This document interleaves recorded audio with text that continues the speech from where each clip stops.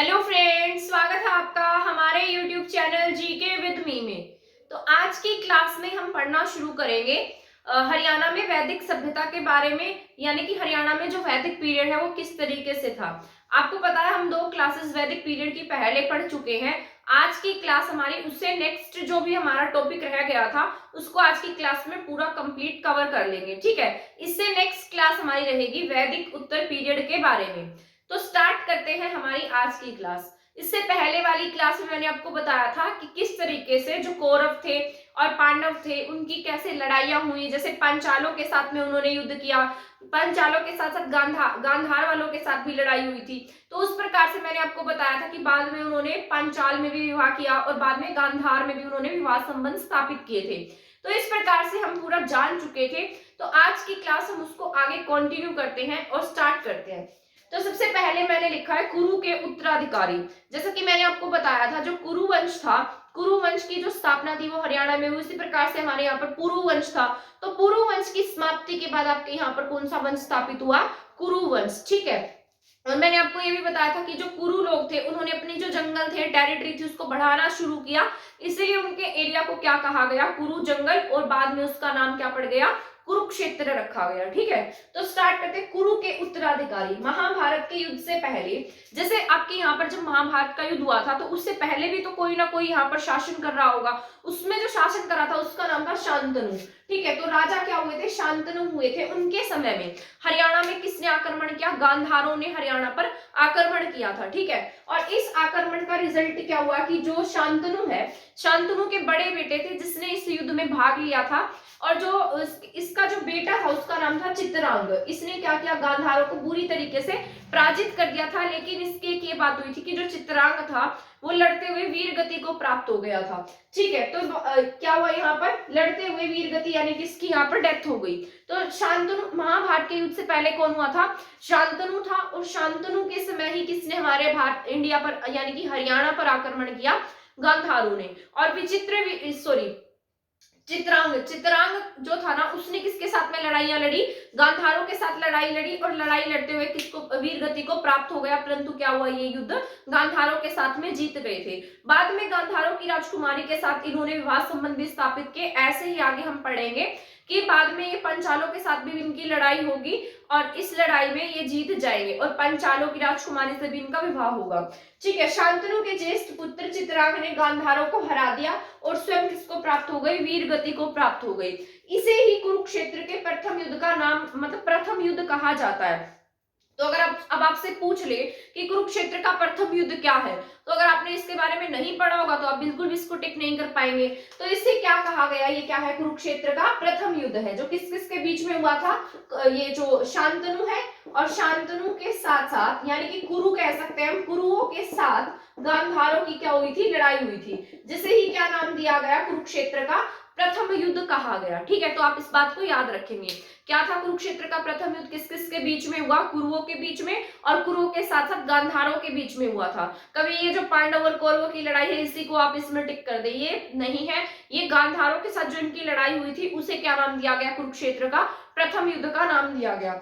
इसके बाद गंगा यमुना दोआब में पांचालों से भी, अब मैंने आपको बताया था ना कि इनकी जो लड़ाई थी बाद में आगे चलकर पांचालों के साथ में भी इनकी लड़ाई होगी। अभी इनकी लड़ाई किसके साथ में हुई है? गांधारों के साथ। इसके बाद गंगा यमुना दोआब, मैंने आपको बताया था जो पांचाल थे वो कौन से इलाके के आसपास रहते थे? यूपी और हरियाणा। मतलब ये जो गंगा का जिक्र हो रहा है तो गंगा नदी तो यूपी में थी और यमुना हरियाणा में। ठीक है, तो यहाँ पर गंगा यमुना का जो दोआब था, यानी कि आसपास के एरिया रहे होंगे हरियाणा और यूपी, जो बाउंड्री लगती होगी उसके आसपास में पांचाल रहते थे। उनसे भी कौरवों की लड़ाई हुई। किसकी लड़ाई हुई यहाँ पर? कौरवों की लड़ाई किससे हुई है? यहाँ पांचालों के साथ में हुई है। ठीक है, और इसमें कौरवों की क्या हो गई? जीत हो गई। तो दोनों युद्ध में कौन जीत गए? कुरु जीत गए। कुरुओं में पहले तो वो जीते थे शांतनु, शांतनु का बेटा जो वीर गति को प्राप्त हुआ था जिसका नाम क्या था? चित्रांग। इसके बाद हमने पढ़ा पांचालों के बारे में। पांचालों की लड़ाई किसके साथ में होती है? कौरवों के साथ, और इसमें जो कौरव है वो क्या होते हैं? जीत जाते हैं। ठीक है, और कहाँ एक्ट रहते थे ये? गंगा यमुना के दोआब के आसपास के एरिया में। शांतनु के बाद विचित्रवीर्य राजा हुए। अब यहाँ पर इसके बाद में जो शांतनु था, क्योंकि शांतनु का बेटा तो चित्रांग की तो डेथ हो गई थी, और शांतनु के बाद में हरियाणा में कौन राजा बनते हैं? विचित्रवीर्य। ठीक है, विचित्रवीर्य वही है जिसके दो बेटे होंगे आगे चलकर, जिसमें से एक धृतराष्ट्र होगा और एक पांडु होगा, जिसमें आगे चलकर धृतराष्ट्र के जो बेटे हैं वो कौरव कहलाएंगे और पांडु के बेटे जो पांडव कहलाएंगे। ठीक है, तो यहाँ पर जो विचित्रवीर्य है इसके क्या हुए? दो बेटे हुए, पांडु और धृतराष्ट्र, जिसमें से जो धृतराष्ट्र था वो बड़ा था, और पहले जो वैदिक पीरियड था ना उसमें ये मान्यता थी कि जो बड़ा बेटा होगा वही क्या बनेगा, मतलब वही उत्तराधिकारी होगा, और आगे चलकर उसके बेटे ही क्या बनेंगे? उत्तराधिकारी बनेंगे, यानी कि गद्दी को संभालेंगे। ठीक है, तो यहाँ पर धृतराष्ट्र क्या था? अंधा था, और इसके बेटे क्या थे? उस टाइम में छोटे होंगे। तो पांडु ने क्या किया? उस समय गद्दी संभाल ली। ठीक है, 10 वर्षों तक इसने वहां शासन किया, और उसके बाद इसका जो बड़ा बेटा था दुर्योधन वो बड़ा हो गया। ठीक है, और दुर्योधन के बड़े होने के बाद जो पांडु है, पांडु ने क्या किया? इस गद्दी को छोड़ दिया। 10 वर्षों तक इसने यहाँ पर क्या किया था? पांडु ने शासन किया। इसके बाद दुर्योधन को बाद में इसका यहाँ का क्या मिल गया? शासन मिल गया, यानी कि दुर्योधन को यहाँ की गद्दी प्राप्त हो गई। बाद में कुछ एरिया की बात हुई थी, जैसे पानीपत था, जिसे आज हम पानीपत के नाम से जानते हैं, पर्णप्रस्थ, सोनप्रस्थ, इंद्रप्रस्थ, इस प्रकार के जो 5 राज्य मांगे थे जो पांडव थे उन्होंने कौरवों से, लेकिन कौरवों ने वो एरिया देने से क्या कर दिया? मना कर दिया था, जिसकी वजह से इनकी क्या हुई थी? लड़ाई हुई थी। आप सभी जानते हैं इसके बारे में। इस प्रकार क्या हुआ? महाभारत का जो युद्ध है वो यहाँ पर हुआ, और महाभारत के युद्ध में किसकी जीत हुई थी? आप सभी को पता है, पांडवों की जीत हुई थी। लेकिन पांडवों की जीत के बाद ऐसा माना जाता है कि ये जो 5 भाई थे, ये इन 5 भाइयों में से कोई भी नहीं बचा था। बाद में इनके जो वंशज रह गए थे, जैसे इसमें से जो अर्जुन है, अर्जुन का बेटा जो था अभिमन्यु, अभिमन्यु को 13वें दिन किसमें? चक्रव्यूह में फंसाकर जो मारा गया था। ठीक है, जो अभिमन्यु था। फिर आगे अभिमन्यु का एक बेटा हुआ जिसका नाम था परीक्षित। ठीक है, दुर्योधन को बाद में शासन के समय, दुर्योधन को बाद में क्या मिला? शासन मिला। इस समय महाभारत का युद्ध लड़ा गया, और महाभारत के युद्ध में युधिष्ठिर गद्दी पर बैठा। ठीक है, युधिष्ठिर क्या बैठा था? गद्दी पर। और इसके बाद क्या हुआ? मतलब कुछ ना कुछ ऐसा हुआ था कि पांचों भाइयों के जाने के बाद अर्जुन का बेटा अभिमन्यु, अर्जुन का पुत्र कौन था? अभिमन्यु, और आगे अभिमन्यु का बेटा हुआ परीक्षित। ठीक है, परीक्षित, जन्मेजय, इन सब के बारे में आपने पढ़ा भी होगा। ठीक है, तो यहाँ पर क्या था? अभिमन्यु, अभिमन्यु का बेटा कौन हुआ? परीक्षित हुआ। परीक्षित ने क्या किया? इसको 3 क्षेत्रों में बांट दिया। जो आपका कुरु जंगल है आज का, या कुरुक्षेत्र है, इस परीक्षित ने इसे 3 एरिया में बांटा था। एक तो था कुरु जंगल, फिर कुरुक्षेत्र, कुरुक्षेत्र के साथ साथ एक एरिया था हस्तिनापुर। तो जो अभिमन्यु का बेटा हुआ परीक्षित, क्योंकि अभिमन्यु की तो 13वें दिन क्या हो गई थी? डेथ हो गई थी। ठीक है, और उसके बाद उसका बेटा बचा था जिसका नाम था परीक्षित। परीक्षित ने हरियाणा को, ये जो कुरुक्षेत्र का एरिया था, इसको 3 एरिया में बांटा, जिसमें से एक कुरुक्षेत्र था, एक कुरु जंगल था, और एक हस्तिनापुर था।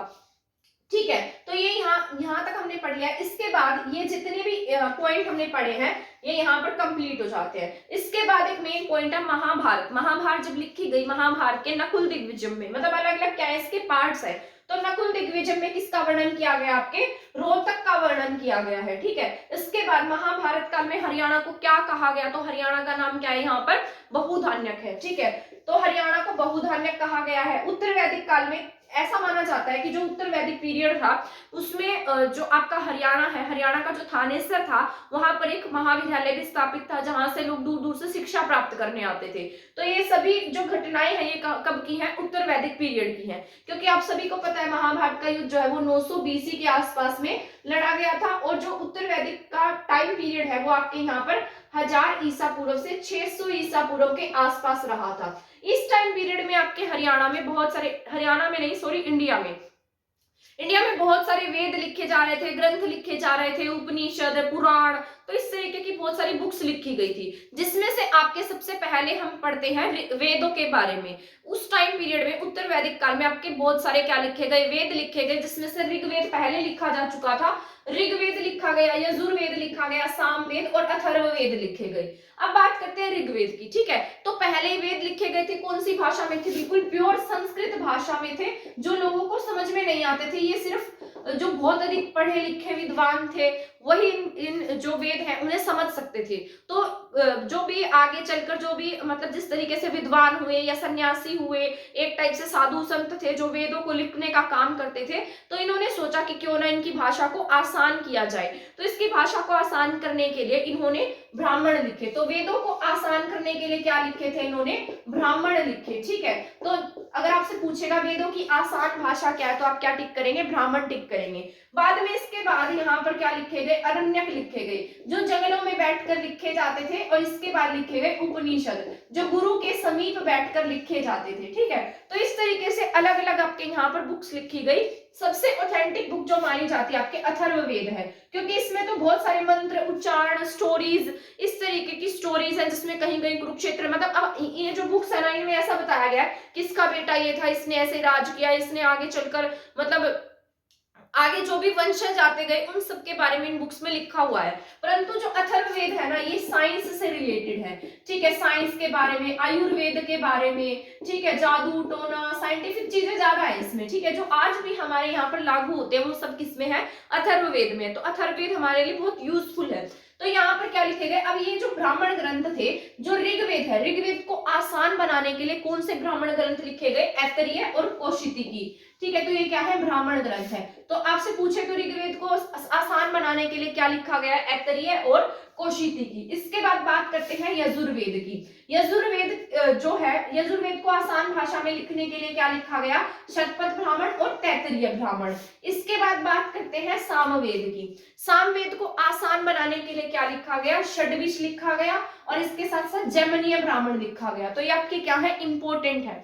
इसके बाद अथर्ववेद, अथर्ववेद के लिए एक ब्राह्मण लिखा गया जिसका नाम था गोपत ब्राह्मण। तो ये लास्ट वाला जो है वो आपके लिए बहुत इंपॉर्टेंट है। अथर्ववेद के लिए क्या लिखा गया? गोपत ब्राह्मण लिखा गया। इसके बाद मुंडक उपनिषद, ये क्या थे? उपनिषद थे। उपनिषद 108 थे। इसके बाद में शंकराचार्य ने इनके ऊपर क्या लिखी है? टीका भी लिखी है। उपनिषद जो है ना, वो सबसे ज्यादा ऑथेंटिक माने जाते हैं, क्योंकि इसके बाद ऐसा माना जाता है कि इसके बाद क्या लिखी गई? पुराण लिखी गई, क्योंकि पुराण बहुत ज्यादा ऑथेंटिक नहीं थी। इसमें बढ़ा चढ़ाकर जो कहानियां हैं वो लिखी गई। ऐसा माना गया कि आकाश फट जाएगा, धरती समा जाएगी, ऐसी सी बातें लिखी गई हैं जिसकी कोई ऑथेंटिसिटी नहीं है। साइंस की नजर में वो क्या नहीं होती? फिट नहीं बैठती है। तो पुराणों को बहुत अधिक ऑथेंटिक नहीं माना गया, उपनिषद तक ही इसको सीमित रखा गया। ठीक है, तो उपनिषद क्या माने गए? ऑथेंटिक, क्योंकि गुरुओं के पास में बैठकर लिखे गए थे। इसके बाद अथर्ववेद के अनुसार, अब हम इसको क्यों पढ़ रहे हैं? क्योंकि इन सभी में कहीं ना कहीं हमारे हरियाणा की जानकारी मिलती है, और इन ब्राह्मण ग्रंथों में भी कहीं ना कहीं हमारे हरियाणा के बारे में बताया गया है।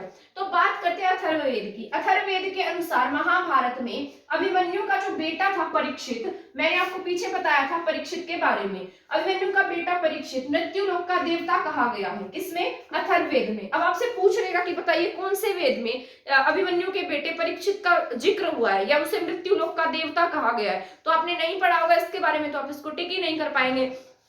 तो किसने कहा गया? अथर्ववेद में। और किसे कहा गया है? अभिमन्यु के बेटे परीक्षित से क्या कहा गया? मृत्युलोक का देवता।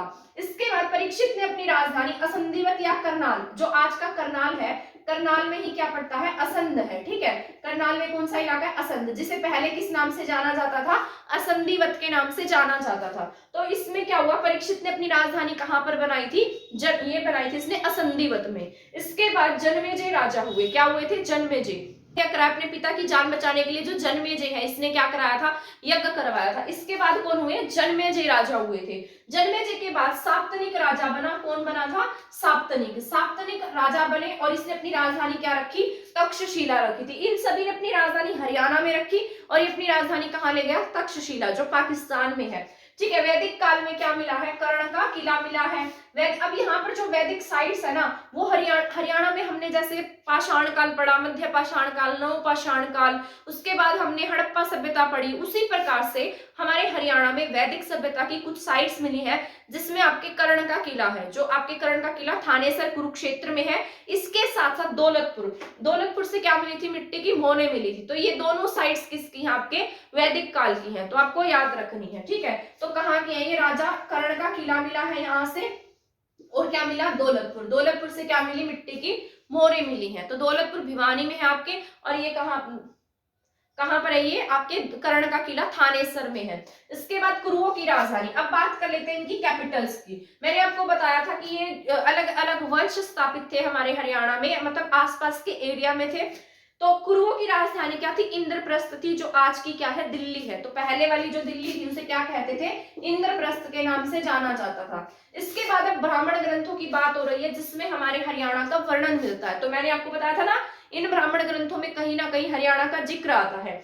तो हरियाणा को जो शतपथ ब्राह्मण में और ऐतरीय ब्राह्मण में हरियाणा को कुरु प्रदेश कहा गया है। देखो, एक शतपथ ब्राह्मण, एक ऐतरीय ब्राह्मण। तो इसका मतलब जो ब्राह्मण ग्रंथ है, जिस तरीके से ये ऋग्वेद का है और ये यजुर्वेद का है, तो ऐतरीय ब्राह्मण में और शतपथ ब्राह्मण में, ठीक है, हाँ, शतपथ और ऐतरीय ब्राह्मण में क्या कहा गया? हरियाणा को कुरु प्रदेश या कुरुक्षेत्र कहा गया है। तो आपसे पूछ लेगा कि बताइए ऐसे कौन से दो ब्राह्मण ग्रंथ है जिसमें हरियाणा का वर्णन मिलता है? तो ऐतरीय ब्राह्मण है और दूसरा क्या आपका? शतपथ ब्राह्मण है, ठीक है। इसके बाद महाभारत प्लस वामन पुराण में, जो वामन पुराण थी जिसमें आपके हरियाणा की नदियों का वर्णन मिलता है, जो मैंने आपको पहली क्लास में पढ़ाया था, वामन पुराण में और साथ साथ जो महाभारत लिखी गई उसमें क्या कहा गया कि जो हरियाणा है या थानेसर है, ये क्या है? युद्धों की भूमि है।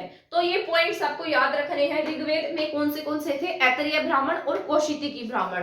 इसके बाद यजुर्वेद में शतपथ ब्राह्मण है और तैतरीय ब्राह्मण है। इसके बाद सामवेद में षड्विश ब्राह्मण और जैमनीय ब्राह्मण है। इसके बाद अथर्ववेद में गोपथ ब्राह्मण है। तो आपको ये बातें याद रखनी है। हरियाणा का जिक्र किसमें होता है? ऐतरीय ब्राह्मण में और शतपथ ब्राह्मण में, जिसमें कुरुक्षेत्र का वर्णन है। वामन पुराण में और महाभारत में क्या कहा गया? हरियाणा को युद्धों की भूमि कहा गया है, ठीक है। मृत्यु लोक का देवता किसे कहा गया है?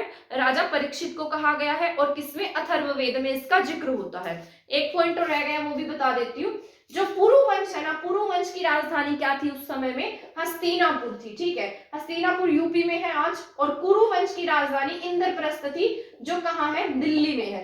पहले जो कुरु थे ना, कुरुओं की राजधानी पहले क्या थी? हस्तिनापुर थी, लेकिन बाद में कुरुओं की राजधानी बन गई। और हमारी जो मतलब कुरु थे, कुरुओं की राजधानी क्या हो गई? यहाँ पर इंद्रप्रस्थ हो गई, ठीक है। तो ये जितने भी पॉइंट्स मैंने आपको बताए हैं, ये सभी के सभी आपके वैदिक काल से संबंधित है। और वैदिक काल के बारे में आपको पूरी की पूरी जानकारी मिल गई होगी। आई होप आपको एक क्लास समझ में आई होगी। मैंने जैसे जैसे हम शुरू से पढ़ते आ रहे हैं, जैसे पाषाण काल में हमने देखा कि हरियाणा कैसा था, 1.5 करोड़ साल पहले की खोपड़ी मिली। बाद में यहाँ पर अलग अलग काल हुए, जैसे पूरा पाषाण, मध्य पाषाण, नव पाषाण, उसके बाद ताम्र पाषाण। तो नव पाषाण और ताम्र पाषाण के बीच में हरियाणा में एक सभ्यता विकसित हुई, जिसे सीसवाल सभ्यता का नाम दिया गया। वो कैसी सभ्यता थी? ग्रामीण थी। बाद में धीरे धीरे जो हड़प्पा के लोग थे वो नगरों की तरफ विकसित होने लगे, तो वहां पर एडवांसमेंट आ गई। वो अपने नगर नियोजन के लिए और ड्रेनेज सिस्टम के लिए प्रसिद्ध थे। और बाद में मैंने आपको बताया था, जो वैदिक सभ्यता के लोग थे वो कहाँ गए? उनका लेवल थोड़ा नीचा हो गया था, वो ग्रामीण सभ्यता में कन्वर्ट हो चुके थे, क्योंकि ऐसा माना जाता है कि जो हड़प्पा सभ्यता थी वो क्या हो गई? उस समय में खत्म हो गई थी। तो उसके बाद हमारे हरियाणा में वैदिक सभ्यता आई, जिसमें पणी, व्यापारियों को क्या कहा जाता था? पणी कहा जाता था। हल को सीता कहा जाता था। तो अलग अलग ऐसे नाम दिए गए। निष्क, निष्क क्या होती थी? सोने की मुद्राएं थी। तो निष्क किसे कहते थे? सोने की मुद्राओं को या फिर सोने के आभूषणों को क्या कहा जाता था? निष्क कहा जाता था। गाय को इसमें अघन्या कहा जाता था। गाय का वध नहीं करना, ठीक है, तो इसे क्या कहा जाता? अघन्या, ना मारने वाली। वैदिक पीरियड में इनका जो प्रमुख देवता थे वो क्या थे? इंद्र थे। इंद्र भगवान की बहुत अधिक पूजा करते थे। अग्नि को पवित्र मानते थे, वर्षा को पवित्र मानते थे, ठीक है। सोमरस का, यहाँ पर सोमरस का भी जिक्र आता है। नौवें मंडल में किसका वर्णन है? सोमरस क्या था? एक तरीके का पेय पदार्थ था। तो इस और क्या, और ये जो दूध से बनता था। तो ये सभी के सभी पॉइंट्स जो है ना, ये आपके बहुत जरूरी है। ये आपके इस हिस्ट्री से भी नहीं, मतलब हरियाणा से नहीं, बल्कि जो इंडियन हिस्ट्री है ना, उसमें भी आपके बहुत इंपॉर्टेंट है। अगर आप वो टॉपिक्स पढ़ेंगे तो आप देखेंगे कि आपके कितने सारे पॉइंट्स क्लियर हो गए हैं। आई होप आपको ये जो वैदिक पीरियड है वो समझ में आ गया होगा। तो हम पहले वाला जो हरियाणा की हिस्ट्री है, मतलब हरियाणा की उत्पत्ति कैसे हुई, क्या क्या नाम दिए गए, हरियाणा के जो भी आप मतलब हरियाणा से जितने भी अभिलेख मिले हैं, मुद्राएं मिली, सिक्के मिले, उन सब के बारे में पढ़ चुके हैं। हरियाणा जो ऐतिहासिक काल है उसमें किस तरीके का था, यानी कि जो इससे पहले हम क्या जान चुके हैं, हरियाणा आद्य ऐतिहासिक पीरियड में कैसा था। इसके बाद अब हम पढ़ चुके हैं ऐतिहासिक पीरियड में हरियाणा कैसा था। उससे पहले हम पाषाण युग के बारे में भी जान चुके हैं। अब इसके बाद वैदिक पीरियड तक हम पूरी हरियाणा की हिस्ट्री को कंप्लीट कर चुके हैं। तो हमारे 3 चैप्टर कंप्लीट हो गए हैं। इससे नेक्स्ट क्लास में मैं आपको कराऊंगी वैदिक उत्तर काल में हरियाणा किस तरीके से था। और मैं ऐसी मतलब कोशिश करूंगी कि मैं आपका जो सिलेबस है वो जल्दी से जल्दी कवर कराऊं, क्योंकि आपका एग्जाम भी बहुत जल्दी हो सकता है। इसका कोई मतलब डेट फिक्स नहीं है। तो क्या पता फरवरी या मार्च में भी आपका एग्जाम हो जाए। तो आप अपनी जो हरियाणा जी के है ना, उसको पूरा कंप्लीट अच्छे से तैयार रखना, क्या पता एग्जाम में क्या पूछ ले। तो आज की क्लास में इतना ही है। मिलते हैं नेक्स्ट क्लास में हमारे नेक्स्ट टॉपिक के साथ में। अगर आपने हमारा चैनल सब्सक्राइब नहीं किया है तो चैनल को सब्सक्राइब कर दीजिए, और अगर आपको वीडियो पसंद आती है या आपको लगता है कि किसी के लिए हेल्पफुल है तो आप इसको शेयर भी कर सकते हैं। थैंक यू, धन्यवाद।